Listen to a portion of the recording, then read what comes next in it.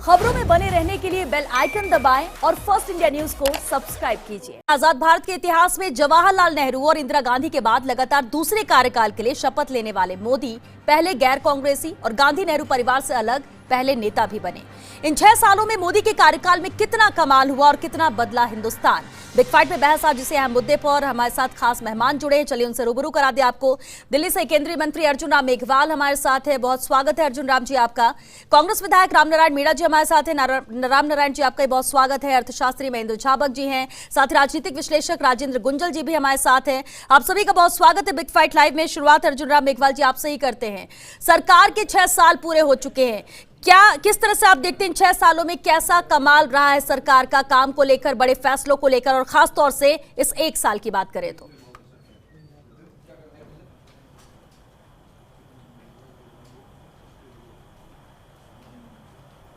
देखिए, पिछले 6 सालों में जी जो सरकार के उपलब्धियां विशेष रूप से मैं मानता हूं, ये 6 सालों तक ये सरकार गरीबों को समर्पित रही। चाहे गांव को मकान बनाने का विषय हो, चाहे बिजली पहुंचाने का विषय हो, चाहे पानी पहुंचाने का विषय हो, चाहे सड़क पहुंचाने का विषय हो, ये सारे विषयों में मोदी सरकार को जनता याद करेगी आने वाले समय में। लेकिन अभी हम बैठे हैं 1 साल में क्या हुआ, क्योंकि पिछले 5 सालों में तो चुनाव होने के बाद जनता ने वापिस मैंडेट दिया कि मोदी जी आपका शासन ठीक रहा, इसलिए हम आपको भारी बहुमत से दोबारा आपको सत्ता सौंपते हैं, और सौंपी भी देश की जनता ने। लेकिन 1 साल में आप देखिए, आपने खुद ने गिनाए 370 जैसा मामला बरसों से अटका हुआ था, हल हुआ। 3 तलाक जैसा मामला हल हुआ। नागरिक संशोधन अधिनियम वो हल हुआ। राम मंदिर जैसा मुद्दा हल हुआ। ये ऐसे कुछ ऐतिहासिक फैसले हैं या निर्णय हैं मोदी सरकार के, जो इतिहास के कालखंड पर हमेशा अमिट रहेंगे। और मोदी जी की जो ये गांव और गरीबों को आगे बढ़ाना, गांवों को आत्मनिर्भर बनाना, देश को आत्मनिर्भर बनाना, देश का मान और सम्मान बढ़ाना, इसमें हमेशा मोदी जी याद किए जाएंगे। चलिए, बिल्कुल आप ये मानते हैं कि हमेशा मोदी जी याद किए जाएंगे जिस तरह के फैसले लिए गए हैं। लेकिन अब ये कोरोना काल है, वो भी इसी साल के अंतर्गत आता है, इसकी तैयारियों के मद्देनजर भी हालांकि विपक्ष ने सवाल भी बहुत उठाए। कांग्रेस विधायक रामनारायण मीणा जी हमारे साथ है। रामनारायण जी, केंद्र सरकार के हम कहें मोदी के कार्यकाल का ये दूसरा कार्यकाल का पहला साल खत्म हुआ है, 1 साल हो चुके हैं। किस तरह से इस 1 साल को देखते हैं? क्या उपलब्धि आप मानते हैं, या आप मानते हैं कि आने वाले 4 साल ज्यादा चुनौतीपूर्ण रहने वाले हैं?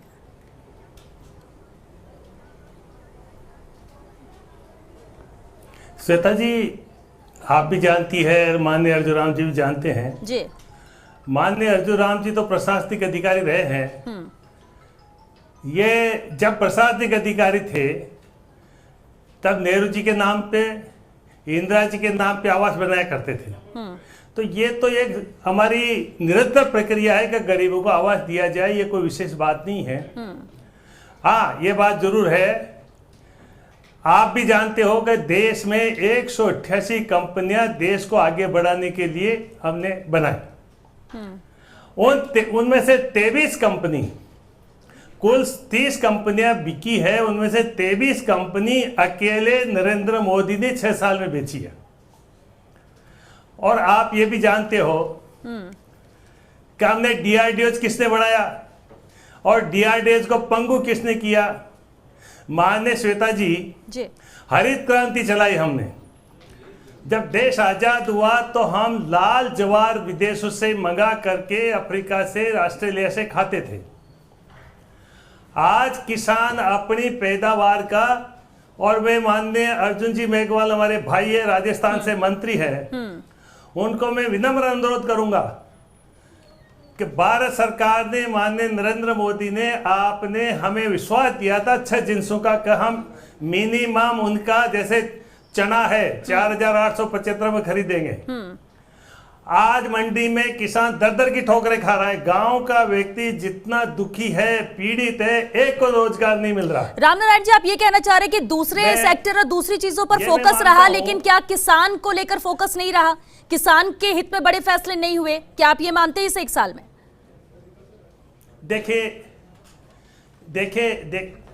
ये फैसला नहीं है माननीय श्वेता जी। हाँ।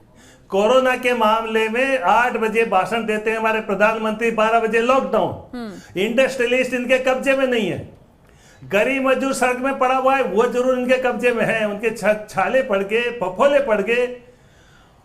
और इंडस्ट्रियलिस्ट ने अपनी फैक्ट्री बंद कर दी, लोक लगा दिया, एक दिन भी उनको खाने का भोजन नहीं दिया। जो दुर्दशा इस बात में हुई है, ये कहते 5 दिन के बाद में लॉकडाउन स्टार्ट होगा, आज वही लोग वापिस आ रहे हैं, चलिए संक्रमित हो रहे हैं। रामनारायण जी देखिए, इस एक साल में ठीक है, इस एक साल में कोरोना क्राइसिस भी देखा, इस एक साल में लॉकडाउन की वजह से, और लॉकडाउन करना मजबूरी था, लेकिन उसके बाद कितना नुकसान हुआ ये आप बता रहे हैं। बिल्कुल ये कमियां नजर आई, लेकिन ठीक है अर्जुन राम जी से इसका जवाब ही ले लेते हैं।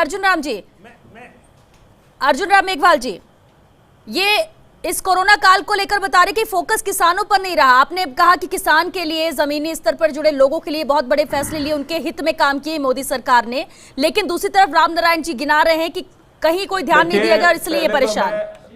जी पहले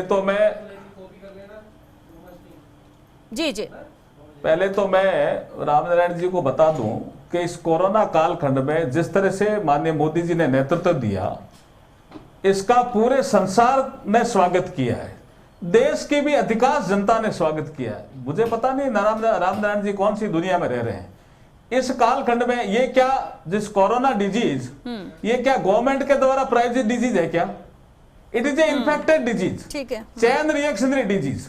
और इसमें जो दूसरे देशों ने काम किया उससे ज्यादा अच्छा काम मोदी जी ने किया, सब मानते हैं, इवन मीडिया भी मानता है। जहां तक इन्होंने कहा मैं प्रशासनिक अधिकारी था, मैं था मीना जी, इसमें कोई शक नहीं है। लेकिन मुझे ये इंदिरा आवास योजना को भी डील करने का अवसर मिला, उसमें एक गांव में 2 या 3 से ज्यादा 5 मकान नहीं, और उसकी राशि 40 से 45 हजार से ज्यादा नहीं। आज अगर एक गांव में 100 से लेकर के 300 मकान बनते हैं और राशि 1.5 लाख रुपए दी जाती है, तो अच्छी योजना कौन सी रामनारायण जी? मैं तो एक खाली आवास की बात कर रहा हूं, आप बिजली में भी आ जाइए, आप एमएसपी में भी आ जाइए, किसी सेक्टर में बात कर दीजिए। मोदी जी की सरकार ने पिछले 6 सालों में स्केल भी बढ़ाया योजनाओं का और स्पीड भी बढ़ाई है। चलिए, अच्छे फैसले, बिल्कुल अर्जुन राम मेघवाल जी, बिल्कुल आप ये गिना रहे हैं, पिछले 5 साल ही नहीं पूरे 6 साल की बात कर रहे हैं, और आपने कहा अच्छे फैसले लिए, बिल्कुल अच्छे फैसले लिए हैं। लेकिन कहीं ना कहीं अगर हम जीडीपी की बात करें तो ये निचले स्तर पर पहुंच गए। हम ये नहीं कह सकते सिर्फ कोरोना की वजह से, इससे पहले से ही जो अर्थव्यवस्था थी वो लड़खड़ाई हुई नजर आई, और जीडीपी लगातार डाउन रेट उसका नजर आया, वो नीचे जाती हुई नजर आई। चलिए, अर्थशास्त्री महेंद्र झाबक जी हमारे साथ, इसी विषय में उनसे बात कर लेते हैं। महेंद्र झाबक जी, देखिए, अर्थव्यवस्था को लेकर सवाल विपक्ष उठाता रहा है केंद्र सरकार से, केंद्र सरकार भी उसे ठीक करने की कोशिशों में लगी रही, लेकिन कोरोना काल आने के बाद ये और ज्यादा निचले स्तर पर पहुंच गया, और यही वजह कि 11 साल में जीडीपी की रफ्तार ये सबसे कम नजर आई, 4.2। अब इसे कैसे देखते हैं? कितनी बड़ी चुनौती आने वाले 4 साल में आप मानते हैं मौजूदा केंद्र सरकार के लिए, प्रधानमंत्री मोदी के 2.0 के कार्यकाल के लिए? महेंद्र जी। श्वेता जी आपको नमस्कार, और सारे पैनल के हमारे अर्थशास्त्री और विद्वानों को नमस्कार। देखिए, ये मंदी सिर्फ भारत में मंदी नहीं है, जो भारत की जो जीडीपी रेट है कई देशों से ज्यादा है। भारत, पूरा विश्व जो है वो आर्थिक मंदी से जूझ रहा है।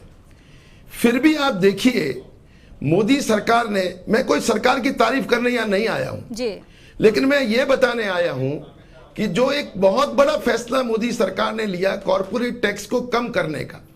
हमारा कॉर्पोरेट टैक्स बहुत सारी जो ब्रिक्स कंट्रियां हैं, जहां इमर्जिंग कंट्रीज है, जहां दूसरे देशों से एफडीआई का पैसा आता है, एफआईआई का पैसा आता है, हमने उस टैक्स की रेट को 22% कर दिया, जबकि 26% और 27% की रेट पूरे विश्व में चल रही है। जो ब्रिक्स कंट्रीज है, जिनसे हमारा कंपटीशन है, जिससे हमारा कंपैरिजन है, तो आप देखिए, हमने हमारी अर्थव्यवस्था को इतना कॉम्पिटिटिव बना दिया है कि कोई भी आके इस देश के अंदर बिजनेस कर सकता है, उद्योग लगा सकता है, और उसको कर की जो राशि है वो बहुत कम करनी पड़ेगी। ये बहुत बड़ा अट्रैक्शन हमने पूरे वर्ल्ड को दिया है। दूसरा, जी एग्रीकल्चर में हमने बहुत ध्यान दिया है। जी। आप देखिए अभी जो 20 लाख करोड़ का जो बजट आया है, आर्थिक पैकेज 20 लाख करोड़ जो कोविड को कॉम्बैट करने के लिए, उसमें 1 लाख करोड़ सिर्फ एग्रीकल्चर इंफ्रास्ट्रक्चर फंड के लिए हमने दिया है, तो, मोदी सरकार ने दिया है। तो आप देखिए कि अर्थव्यवस्था का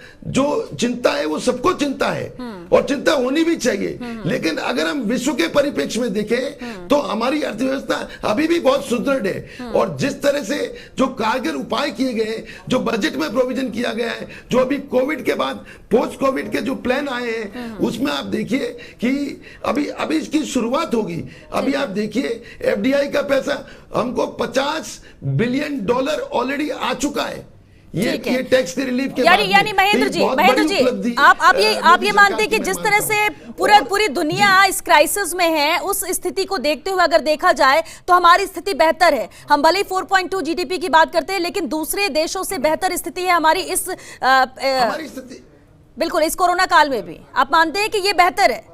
हम इसे नेगेटिव पूरी तरह से नहीं देख सकते कि नेगेटिव ही है या फिर बुरा है, बुरी स्थिति है। जी, कोरोना नहीं, ये बिल्कुल नेगेटिव नहीं है। आप देखिए कि इन कोविड के काल में भी हमारे कुछ धंधे चल रहे थे, और आप देखिए कि अभी ये कोविड का काल ही था। ये जो 3.2% का जो GDP आया है ये लास्ट क्वार्टर का, उसमें कोविड का काल जुड़ा हुआ है। उसके बावजूद भी हमने 3.2% की GDP ग्रोथ बताई है। ये बहुत बड़ी तारीफ काबिल मानता हूं। चलिए ये एक अच्छी बात है। आप ये मानेंगे कि इस स्थिति में भी हम बेहतर स्थिति है, हमारी स्थिति बेहतर है, आप ये कह रहे हैं महेंद्र जी। चलिए राजेंद्र गुंजल जी का रुख कर लेते हैं। राजेंद्र जी, जब PM मोदी ने शपथ ली प्रधानमंत्री के तौर पर, एक बात उन्होंने कही थी कि सभी राज्यों के साथ मिलकर यानी टीम इंडिया बनकर हम काम करेंगे, लेकिन इसके अलावा अगर हम देखें तो पश्चिम बंगाल से पुडुचेरी तक कई ऐसे राज्य जिनको साथ नहीं ले पाए कई फैसलों में प्रधानमंत्री। इस लिहाज से आने वाले साल या आने वाले चुनावों के मद्देनजर कितनी बड़ी चुनौती रहेगी? मेरा ही जी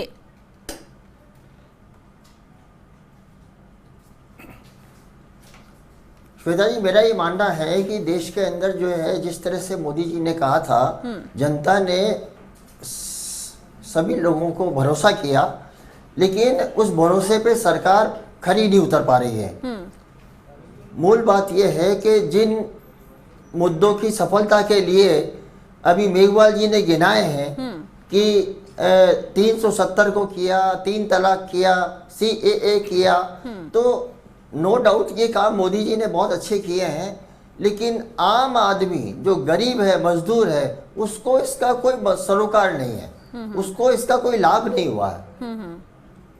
तो ये जो आपने जो सवाल किया है कि विभिन्न राज्यों के मुख्यमंत्रियों को साथ लेके, तो मैंने आपको खुद को याद होगा कि नीतीश कुमार जी जो इनके साथ सरकार बनाए हुए हैं, उन्होंने खुद ने कई बार उनके विरोधी स्वर आए, और अब तो वो कई बार मुखर हो चुके हैं जी। तो वो अपने ही NDA के दलों को उनको भी नहीं संभाल पा रहे हैं। तो ये जो एक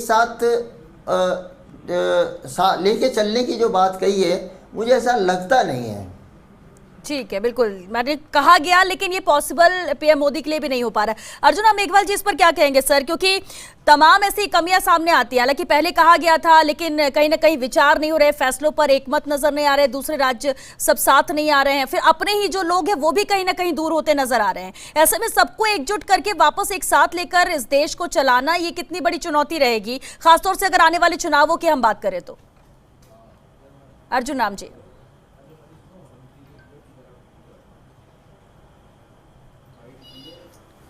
देखिए, कोरोना कालखंड में अब 6 बार से ज्यादा प्रधानमंत्री मुख्यमंत्रियों से बात करते हैं जी, और राष्ट्र के नाम संबोधन देते हैं। और हम राजस्थान में बैठे हैं, हमारे मुख्यमंत्री कहते हैं कि हमारा वेज एंड मीन्स बढ़ा दो, वो बढ़ा देते हैं। और जो हमारी सीलिंग होती है बोरोइंग कैपेसिटी स्टेट की जी, वो 3% से 5% की मांग करते हैं मुख्यमंत्री जी, और वो 3% से 5% मांग को स्वीकार करते हैं। फिर भी कहते हैं प्रधानमंत्री जी ठीक काम नहीं करते हैं। तो मुझे तो अचंभा होता है कभी कभी। और सारे मुख्यमंत्रियों से बात करके निर्णय लेकर के जब राज्यों ने कहा कि लॉकडाउन को कब खोलना है, कब चालू करना है, कैसे रिलैक्सेशन देना है, हम राज्यों को अधिकार दे दो, तो राज्यों को भी अधिकार दे दिया। फिर भी ये विषय उठाया जा रहा है। अब राजनीतिक कारणों से आप उठाओ तो उनकी मर्जी, लेकिन पूरा देश मान रहा है, प्रधानमंत्री जी का नेतृत्व है, पूरा संसार मान रहा है कि कोविड काल में जिस तरह से मोदी जी ने हैंडल किया चीजों को, ऐसा कोई किसी कंट्री में नहीं हुआ, पूरा संसार मान रहा है। चलिए, लेकिन अर्जुन राम जी इसी पर एक सवाल है सर। आपकी स्टडी है अर्जुन राम जी, इसी पर एक सवाल। अर्जुन राम जी, बिल्कुल इसी पे जो आपने बात कही, इसी पर एक अहम सवाल है। एक बहुत अच्छी छवि 5 साल काम करने के बाद पीएम मोदी की बनी, जिसके बाद जनता ने फिर चुनकर उन्हें सत्ता सौंपी कि आप ही संभालिए देश को अगले 5 सालों के लिए भी। अब ये 1 साल की बात करें, ठीक है, इसमें कोविड भी आ गया, लेकिन इस दौर में जो एक छवि बनी थी वो कहीं ना कहीं धूमिल होती नजर आ रही है। अब हम मजदूरों के पलायन की तस्वीर देखें, अर्थव्यवस्था की बात करें, या फिर बेरोजगारी का स्तर जिस तरह से बढ़ता जा रहा है, आपको नहीं लगता कि इसे वापस वैसे खड़ा करना एक बड़ी चुनौती होगी सरकार के लिए? देखिए, अच्छे काम तो किए हैं, उससे सब देख भी रहे हैं, लेकिन हम उन पर भी बात करें कि आने वाला वक्त भी आसान सरकार के लिए नहीं होगा। अर्जुन राम जी,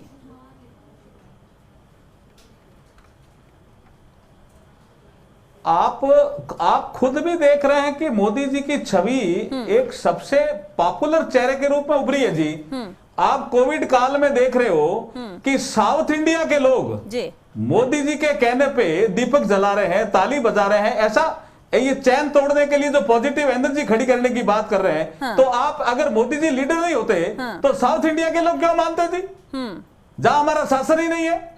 ऐसा ये गलत कह रहे हैं कि मोदी जी की पॉपुलैरिटी कम हुई है, मैं इसको कतई स्वीकार नहीं करता। लेकिन जो तस्वीरें देश भर में देखने को मिली, उसे भी तो देखेंगे सर, उसके लिए आंखें तो नहीं बंद करेंगे सर। अब जैसे नेपाल ने कहा, ये अर्जुन राम जी, अर्जुन ठीक है, अगर आप नेपाल का जिक्र कर रहे हैं, चाइना की बात कर लें आप, हम विदेश नीति पर भी जाएं। सुनिए तो सर, आप क्या हाँ। मुझे बुलाया मेरे को? नहीं, आपकी बात सुन रहे हैं ना सर, लेकिन सुनिए ना श्वेता जी, अर्जुन राम जी, मेरी बात को बीच में क्यों काट रहे हो? नहीं, आप देखिए सर, एक लिमिटेड वक्त होता है, आपकी बात भी सुन रहे हैं और आप ही की बात पे अगर सवाल, आपकी बात पर ही सर सवाल बन रहा है। नक्शे का मामला है जी, चलिए ठीक है, आप नेपाल की बात कर रहे हैं, चाइना की बात करें, विदेश नीति के लिए भी बहुत मजबूत पीएम मोदी ने किया। श्वेता जी ठीक है, फिर ठीक है, आप किसी और से पूछिए फिर। नहीं सर, नहीं देखिए, आप ही की सरकार का 1 साल हुआ है सर। अर्जुन राम जी, आप ही से बात कर रखेंगे, और आपने अभी नेपाल का जिक्र किया, आप अपनी बात पूरी कीजिए। अब विदेश नीति की बात करें, बिल्कुल पीएम मोदी ने मजबूत किया इसे। तो फिर आप मुझे बोलने क्यों नहीं दे रहे? हाँ, इसलिए कह रही हूँ सर, इसलिए सर आप अपनी बात रखिए। हाँ सर, अर्जुन राम जी अपनी बात पूरी कीजिए। आप कभी राष्ट्रीय कभी अंतर्राष्ट्रीय सारे मुद्दे ले आते हैं,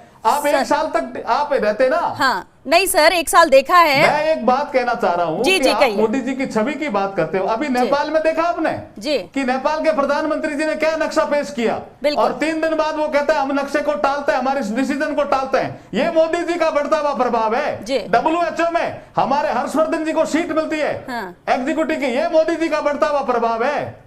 ये दिख नहीं रहा क्या उनको? बिल्कुल नजर आता है सर, बहुत यही बात कह रहे हैं कि अच्छे काम भी हैं सर, अच्छे काम है, ये भी नजर आ रहे हैं, लेकिन अगर विपक्ष सवाल उठाता है तो सर आप ही तो जवाब देंगे। हम अच्छी बात है, और आपने जिस तरह से सुना भी कि जो बड़े फैसले शुरुआती दौर में लिए, और हर किसी की उम्मीदें और ज्यादा बढ़ गई है पीएम मोदी से, और ज्यादा बढ़ गई है उम्मीदें, और जिसका आप जिक्र भी कर रहे हैं। लेकिन ठीक है, इकोनॉमिकली हम बात कर ले, अर्थव्यवस्था डाउन है, लेकिन अभी मौजूदा स्थिति में दूसरे देशों से हम बेहतर स्थिति में हैं। लेकिन सवाल यही है कि आने वाला वक्त कैसा होगा अर्जुन राम जी, वो उसके बारे में जरूर जानना चाहेंगे। कैसी चुनौती के तौर पर केंद्र सरकार देख रही है इसे आने वाले 4 साल? अर्जुन राम जी।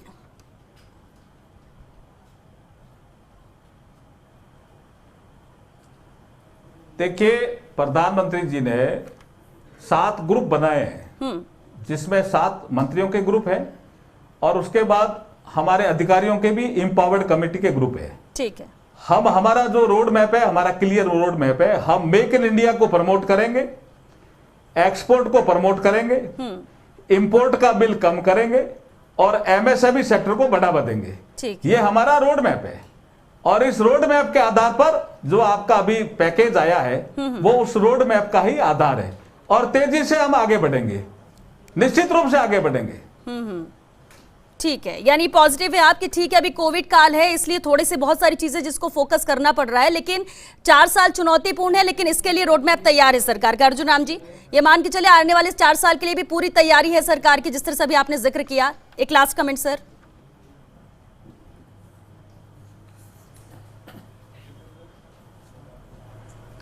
नहीं, बिल्कुल तैयारी है। मैंने क्या कहा कि इस कालखंड में जी। जितने भी हमारे प्रोसीजर में लैप्सेज थे उनको हमने दूर करने का प्रयास कर रहे हैं। आप इस आपके पैकेज को देखेंगे जी। इसमें रिलीफ भी है, इसमें रिफॉर्म भी है, और इस रिलीफ और रिफॉर्म के माध्यम से इस देश को हम तेजी से आगे बढ़ाएंगे।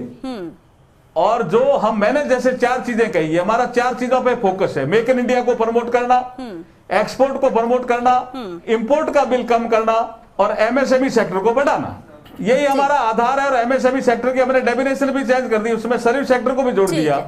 तो इसलिए तेजी से हम आगे बढ़ेंगे, हमारा रोड मैप तैयार है। चलिए ठीक है, बधाई 1 साल पूरा करने के लिए अर्जुन राम जी। और जिस तरह से आपने कहा रोड मैप तैयार है, उम्मीद करते हैं कि इस रोड मैप को जमीनी स्तर पर पूरा किया जा सके। और ये जो आप लोग पूरा फोकस करके चल रहे हैं अगले 4 साल के लिए, चुनौती तो रहेगी, लेकिन देखते हैं आमजन भी कितना साथ देता है इसके लिए और किस तरह सरकार इसे काम करती है। बहुत शुक्रिया आप सभी का इस चर्चा में शामिल होने के लिए। हालांकि वक्त बहुत कम था, लेकिन एक बात तो साफ है, मोदी सरकार का 2.0 यानी दूसरे कार्यकाल का पहला साल पूरा हो चुका है। और जिस तरह से अर्जुन राम मेघवाल जी कह रहे हैं या बीजेपी की तरफ से कहा जाता है कि हमने बहुत सारे काम किए, निश्चित तौर पर नजर भी आता है, लेकिन कोरोना काल के बाद कहीं ना कहीं जो एक छवि थी वो धूमिल होती नजर आ रही है। बहुत बड़ी चुनौती अब सरकार के लिए रहेगी और हम ये कह सकते हैं कि आने वाले 4 साल है वापस जीरो से शुरू करना होगा। सरकार के लिए ये बड़ी चुनौती रहेगी, जिसमें सबको साथ लेकर चलना है, वापस अर्थव्यवस्था को ट्रैक पर लाना है, बेरोजगारी की दर अगर जिस तरह से बढ़ती जा रही है उसे यहाँ पर ठीक करना है, क्योंकि आम जन को यही चाहिए जो बेसिक नीड है और इसकी उम्मीद सिर्फ वो केंद्र सरकार से कर सकता है। और इस तरह से 1 साल तो पूरा हो गया सरकार का, लेकिन आने वाले 4 साल चुनौतीपूर्ण रहेंगे, ये तय है। चलिए 6 बिग फाइट लाइव में आज के लिए बस इतना है। नमस्कार।